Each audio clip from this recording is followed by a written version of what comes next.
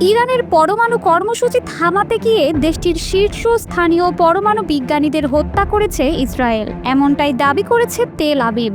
ফ্রান্সে নিযুক্ত ইসরায়েলের রাষ্ট্রদূত জোশুয়া জারকারের বরাতে বার্তা সংস্থা এপি জানিয়েছে, অন্তত 14 জন ইরানি বিজ্ঞানী ইসরায়েলি হামলায় নিহত হয়েছেন, যাদের অনেকেই পদার্থবিদ, প্রকৌশলী এবং রসায়নবিদ ছিলেন। এখন প্রশ্ন, বুদ্ধিজীবীদের এই হত্যাকাণ্ড কি ইরানের পরমাণু কর্মসূচিকে দীর্ঘমেয়াদে থামিয়ে রাখতে পারবে? অনেকের মনেই প্রশ্ন উঠেছে, এমন হত্যাকাণ্ড কি ইরানের পরমাণু কর্মসূচিকে সাময়িকভাবে থামাতে পারলেও দীর্ঘমেয়াদে কি আদৌ তা কার্যকর কোনো সমাধান? এর আগে ইসরায়েল দাবি করেছিল এই হামলায় ইরানের পারমাণবিক কর্মসূচি 3 থেকে 5 বছর পিছিয়ে গিয়েছে। তবে বিশেষজ্ঞদের দাবি, ইসরায়েলি হামলা ইরানের পরমাণু কর্মসূচিকে কয়েক মাস পিছিয়েছে মাত্র। একটি প্রাথমিক গোপন মার্কিন প্রতিবেদনে কয়েকজন মার্কিন কর্মকর্তার বরাত দিয়ে বলা হয়, প্রাথমিক তথ্য অনুযায়ী সপ্তাহান্তের হামলায় ইরানের পরমাণু কর্মসূচি মাত্র কয়েক মাসের জন্য পিছিয়েছে। হামলার আগেই মার্কিন গোয়েন্দারা বলেছিলেন, ইরান দ্রুত পারমাণবিক বোমা তৈরির চেষ্টা করলেও তাতে অন্তত 3 মাস লাগবে। তবে যুক্তরাষ্ট্রের বিমান হামলা ও ইসরায়েলের বিমান বাহিনীর কয়েকদিনের হামলা শেষে মার্কিন প্রতিরক্ষা গোয়েন্দা সংস্থা ডিআইএ এর ধারণা, ইরানের পরমাণু কর্মসূচির অগ্রগতি শুধু 6 মাসের কম সময়ই পিছিয়েছে।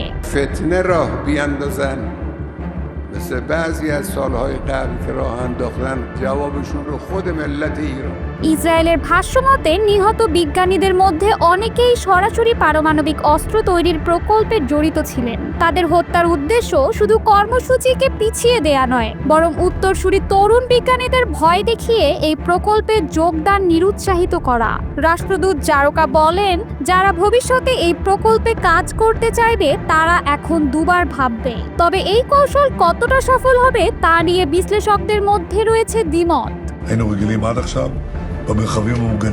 বিশ্বের বিভিন্ন পারমাণবিক বিশ্লেষকরা মনে করছেন, বিজ্ঞানীদের হত্যাকাণ্ড কর্মসূচিকে কিছুটা বিলম্বিত করলেও এটি সম্পূর্ণরূপে থামিয়ে দিতে পারবে না। যুক্তরাষ্ট্রের সাবেক কূটনীতিক এবং পারমাণবিক নিরস্ত্রীকরণ বিশেষজ্ঞ মার্ক ফিটজপ্যাট্রিক বলেন, ইরানের ব্লুপ্রিন্ট ও প্রযুক্তিগত নকশা এখনও রয়ে গেছে। ভবিষ্যতের পিএইচডি গবেষকরা তা বুঝে নিতে পারবে এবং আবার কাজ শুরু করতে পারবে। তিনি বলেন, ইরানের হাতে এখনও দ্বিতীয় সারির কিছু বিজ্ঞানী রয়েছে, যারা হয়তো শীর্ষ পর্যায়ের নয়, তবে সময় নিয়ে হলেও তারা একই কাজ করে ফেলতে পারে। আন্তর্জাতিক বিশেষজ্ঞদের একাংশ মনে করেন, ইরানের পরমাণু কর্মসূচি শুধু কিছু বিজ্ঞানীর উপর নির্ভরশীল নয়, বরং এটি একটি রাষ্ট্রীয় ও প্রাতিষ্ঠানিক কাঠামোর মধ্যে গড়ে ওঠা বিশাল মেশিন, যা কোনো একটি অংশ বাদ গেলেও নতুন অংশ দিয়ে আবার সক্রিয় হয়ে উঠতে পারে। বিশেষত যদি ইউরেনিয়ামের মতো মূল উপাদান হাতে থাকে, তাহলে পরমাণু অস্ত্র তৈরি তুলনামূলকভাবে সহজ হয়ে যায়।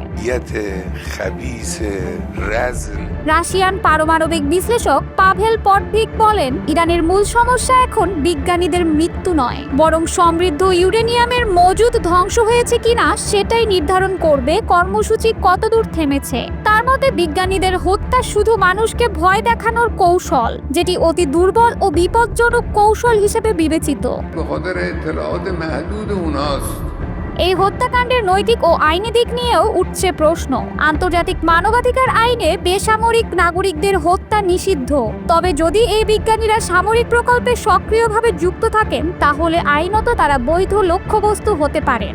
এমন মত দিয়েছেন জনস হপকিন্স বিশ্ববিদ্যালয়ের অধ্যাপক স্টিভেন আর ডেভিড। তিনি বলেন, যদি কেউ এমন একটি দুঃশাসনের জন্য কাজ করেন যারা ইসরায়েলকে ধ্বংসের হুমকি দেয়, তাহলে তারা আর নিরপেক্ষ থাকতে পারেন না। এমরি ল স্কুলের মানবাধিকার আইন বিশেষজ্ঞ লরি প্ল্যাঙ্ক বলেন, এই হত্যাকাণ্ড বৈধ কিনা তা বলার আগে আরও তথ্য দরকার। ইসরায়েলের হাতে কি ধরনের গোয়েন্দা তথ্য ছিল, বিজ্ঞানীদের ভূমিকা কতটা সক্রিয় ছিল, এসব না জানলে চূড়ান্ত সিদ্ধান্তে পৌঁছানো যায় না। তবে এটি প্রথম নয়। 2020 সালে ইরানের শীর্ষ পরমাণু বিজ্ঞানী মোহসেন ফাকরি জাহেদকে হত্যার জন্য ইসরায়েলকে দায়ী করেছিল তেহরান। এবার যদিও ইসরায়েল সরাসরি দায় স্বীকার করেছে এবং বলেছে এমন দুর্ঘটনাগুলো না ঘটলে ইরান বহু আগেই পারমাণবিক বোমা তৈরি করে ফেলতো। Nuclear threat and the ballistic missile threat to Israel. And as we achieve our objectives, we're also clearing the path for you. ইরানের রাষ্ট্রীয় টেলিভিশন জানায় ইসরায়েলি ড্রোন হামলায় নিহত হয়েছেন পরমাণু বিজ্ঞানী মোহাম্মদ রেজা সিদ্দিকী সাবের, যিনি প্রথম হামলায় প্রাণে বেঁচে গেলেও পরে মারা যান। তার কিশোর ছেলেও আগের হামলায় নিহত হন। সব মিলিয়ে প্রশ্ন এখনো যে এই হত্যাকাণ্ড কৌশলগতভাবে সফল হলেও নৈতিক ও বৈশ্বিক নিরাপত্তার দিক থেকে এটি কতটা গ্রহণযোগ্য, আর দীর্ঘমেয়াদে এই পথ কি মধ্যপ্রাচ্যের স্থিতিশীলতা নাকি আরও হিংসা ডেকে আনবে, সেটাই এখন সবচেয়ে বড় প্রশ্ন।